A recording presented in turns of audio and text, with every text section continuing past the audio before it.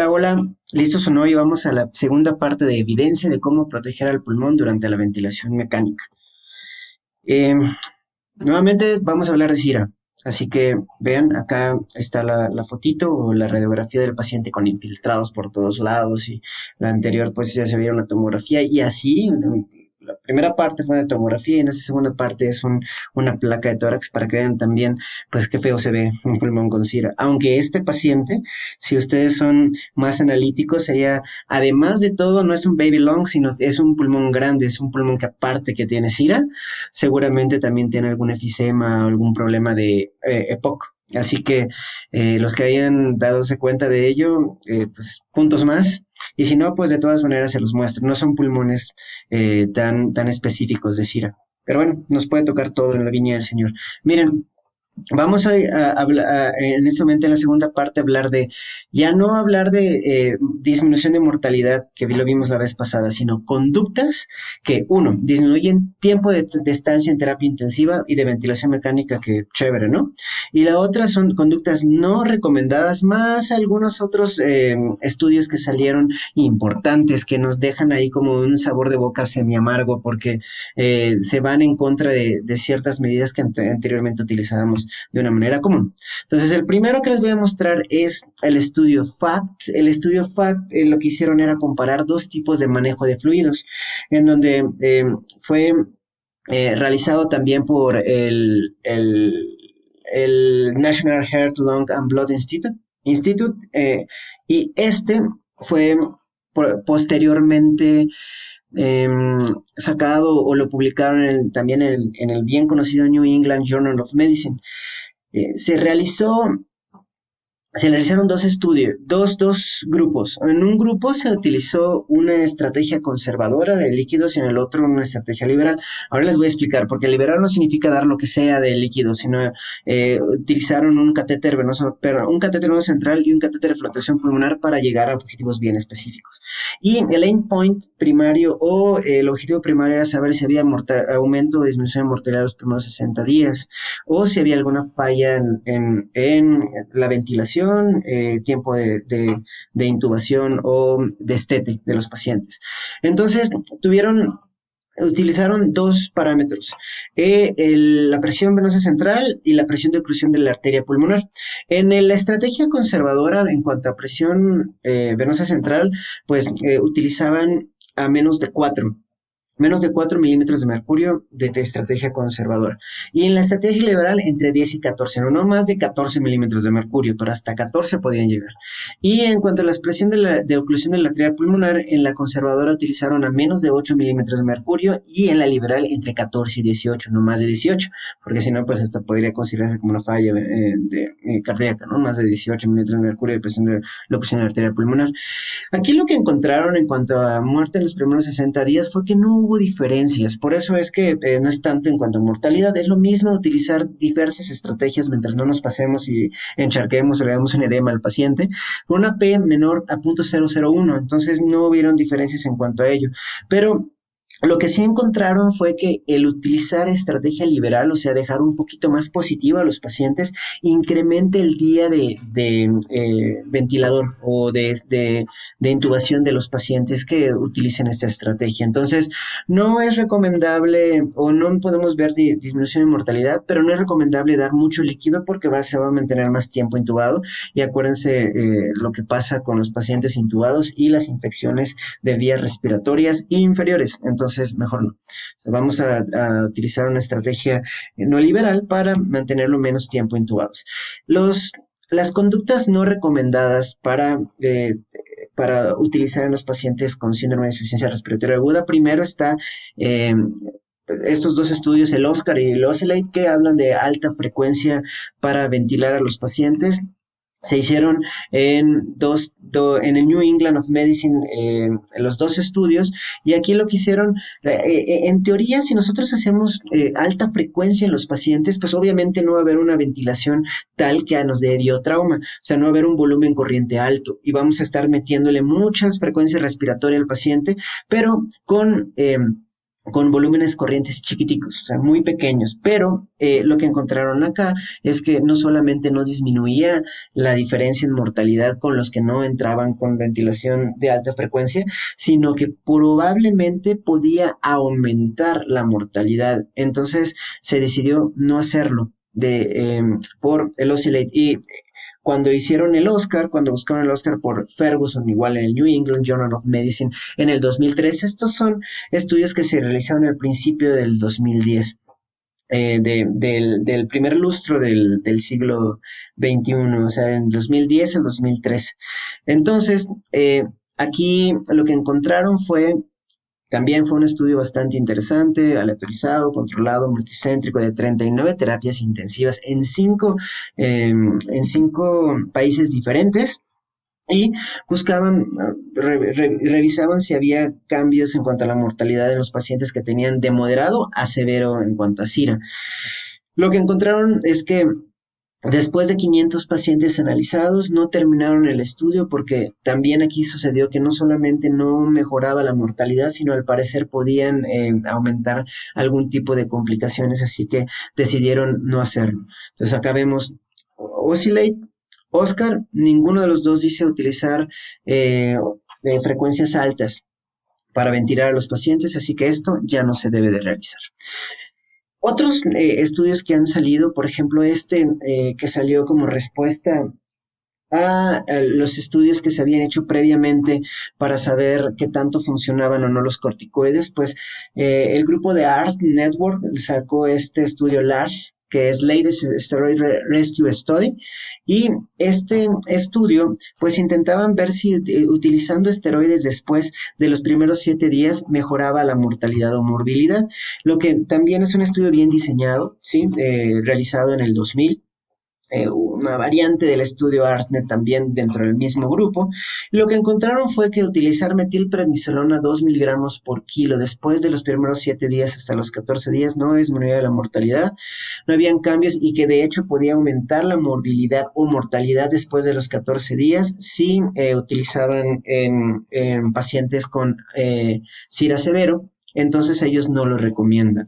Vimos previamente los estudios Meduri, que ellos sí decían que disminuía la mortalidad, Bernard, que decía que no cambiaba la mortalidad, pero sí hacía que más rápidamente se podía salir el paciente de un choque séptico temprano, y Anand, que él decía pues que no había tampoco mucha diferencia entre uno y otro, aunque Anand pues el problema que tenía en su estudio es que era retrospectivo y pues hizo un análisis post hoc, pero no es un estudio bien aleatorizado como el de los otros señores que lo hicieron pues mucho mejor, ¿no? El estudio Rose fue como una respuesta a la Curasis, en donde pues ellos querían saber si realmente dar bloqueador neuromuscular en estos pacientes disminuía la mortalidad en los primeros 28 días, 90 días, como sacó Accurasis. El Rose fue publicado en New England Journal of Medicine en el 2019. Es uno de los estudios más nuevecitos en cuanto a intervenciones que se tienen para pacientes con SIRA. Y aquí lo que hicieron fue utilizaron a pacientes que tuvieran una pafinona 150 con un PIB mayor a 8, se le dio también cisatracurio durante 48 horas, y el target o el outcome que estaban buscando era saber si había disminución en la mortalidad a 90 días como la Accurasis.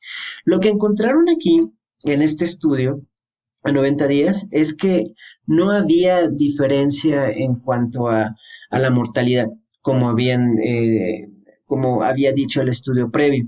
Pero ojo con ello, hay ciertas cosas en este estudio que no terminan de agradarme y que de hecho se podrían decir que no están, no estuvieron bien aleatorizados.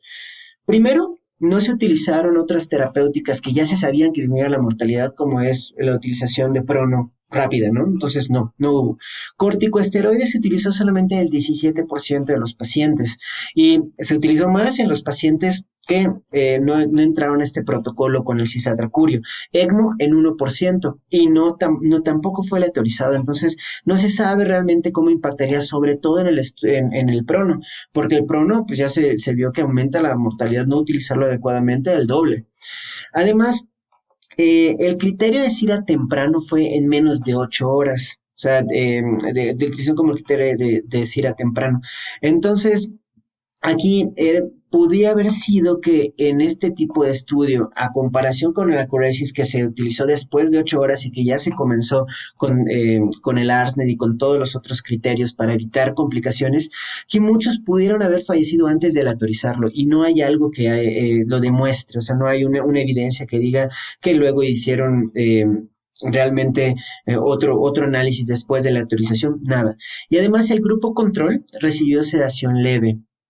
Y recibir sedación leve, sabemos que pues eso también puede hacer que se acople mejor al ventilador. Así que si yo pusiera en balanza el Accuracy versus Rose, yo diría que en Accuracy el nivel de sedación era mayor, pero en todos. Y se le utilizó desde el principio y ya estaban pues bien establecidos los criterios antes de utilizar el cisatracurio. Y en el Rose, el nivel de PIP además era mayor que en Accuracy. Entonces los pacientes estaban un poquito más graves que en el Accuracy. Vimos acá que era un PIP de 8. Así que hay ciertas cuestiones que si querían irse en contra del mejor paper o el mejor ensayo, debía haber sido muy parecido al previo, ¿no? Entonces, no hay mucho. ECMOS. Entonces, ¿qué tanto funciona ECMO? Tenemos el César del 2009, este estudio de César del 2009 que vimos que no había mucha diferencia, y en el 2018 salió el EOLIA, publicado en el New England Medicine por COMS, en donde ellos querían saber qué tanto funcionaba el utilizar el ECMO. En el César, como vimos, no hay mucha diferencia.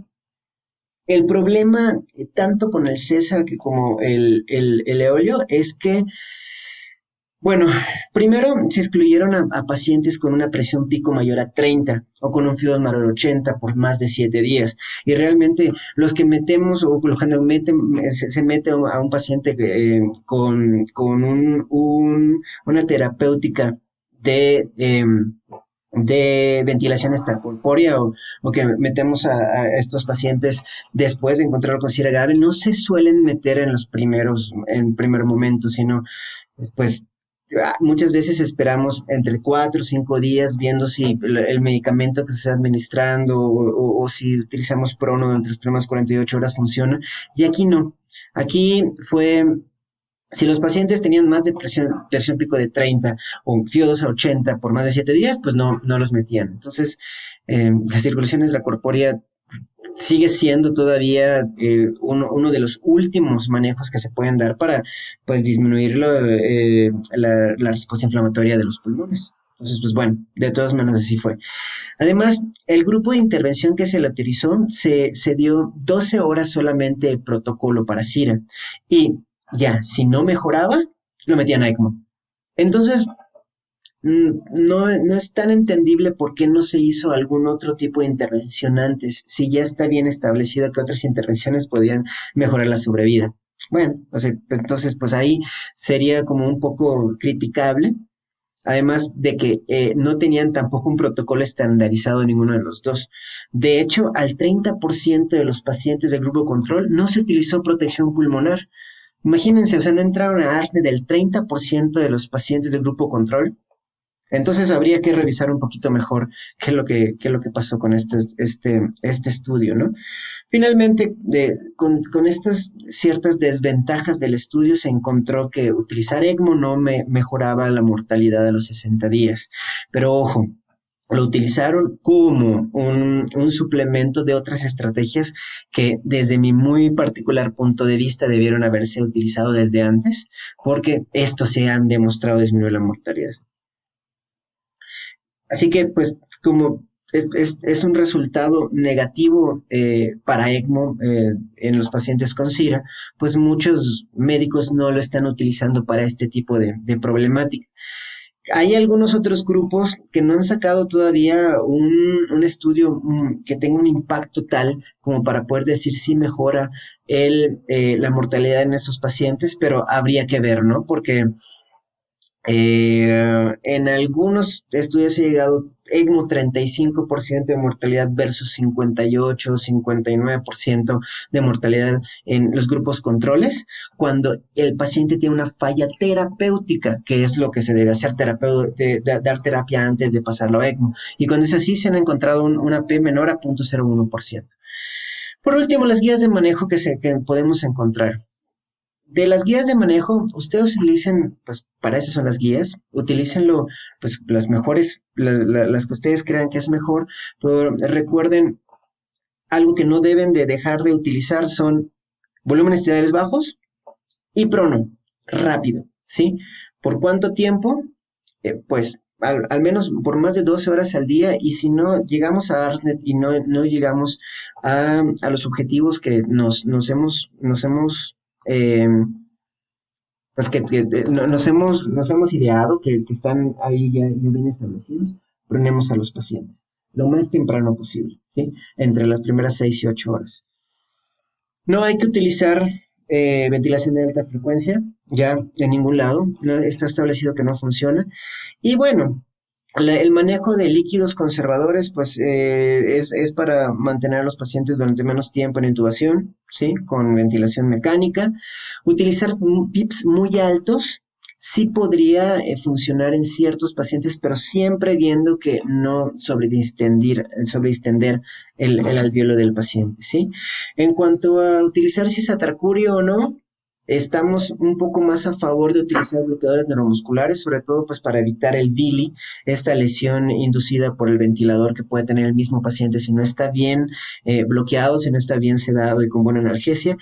Y el ECMO, aunque vimos estos estudios que dicen que no había mucha diferencia, en general cuando se han visto estudios más pequeñitos, pues aunque en los estudios grandes no te ponen a favor del ECMO versus mortalidad, se te dice que básicamente es lo mismo. En estudios más pequeñitos, sobre todo si ya se hizo todo lo más posible con el paciente y no está funcionando, pareciera que sí tiene algo de cabida, ¿sí? Corticoides y utilizar otro tipo de medicamentos como vasodilatadores inhalados y ello pues todavía no está muy recomendado y entonces por ahora no hay mucho que decir en cuanto a ello. Hay que revisar un poquito más en qué vamos a quedar en cuanto a ello, pero pues si quieren utilizarlo y lo tienen a mano, utilizarlo, pero al principio, ¿no? No después de 7 a 14 días. El driving pressure es algo que se ha visto que funciona. Amato sacó un estudio en New England en donde mostró que disminuía la lesión pulmonar y mejoraba la sobrevida. Si se dan cuenta aquí se muestra que una P es menor a 0.001%, entonces, bueno, una P menor a 0.001 en donde pues esto sí habla de mejoría por tener driving pressure menores a 14. Y de hecho también Caterina Vaporidi, ella sacó otro estudio en el 2017 que también demostró que utilizar valores mayores de 14 centímetros de agua de driving pressure sí podía provocar problemas mayores en los pacientes que tienen SIRA. Entonces no, lo mejor es tenerlo entre 10 y 15 o entre 10 y 14, no más de ello. Entonces, para concluir y para terminar estas charlas, aquí podemos ver qué podemos utilizar hoy por hoy en cuanto a SIRA y qué no utilizar, y lo que tiene más evidencia de utilidad en cuanto a lo que han reportado en estos estudios. Utilizar el ARSNet, ventilación de protección pulmonar, el Acurasis todavía utilizar bloqueadores neuromusculares de tipo cisatracurio, y el Prosiva que nos dice que debemos utilizar también rápidamente Prono si no hemos alcanzado al paciente con ARSNet. Vamos a utilizar el protocolo FAT para reposición hídrica no liberal, o sea, conservadora. Si tienen una PDC, no más de 4, si tienen una PAOP, no más de 14. Sí, entre 14 y 18 ya estaríamos hablando de un paciente que le estamos dando pues líquidos de manera liberal. Lo que no debemos utilizar, el Rose nos dice que pues, no tendremos que utilizar probablemente bloqueadores, pero pues el Acurasis nos todavía nos dice que sí. El Oscar y Oscillase nos dice que no tendríamos que estar utilizando ventilación de frecuencia rápida, Y el Lars todavía nos deja entredicho de si utilizar corticoides o no. El Eolia nos dice que no hay mejoría en la mortalidad en cuanto a utilizar el ECMO, pero también hay que hacer mayores estudios y mejor diseñados.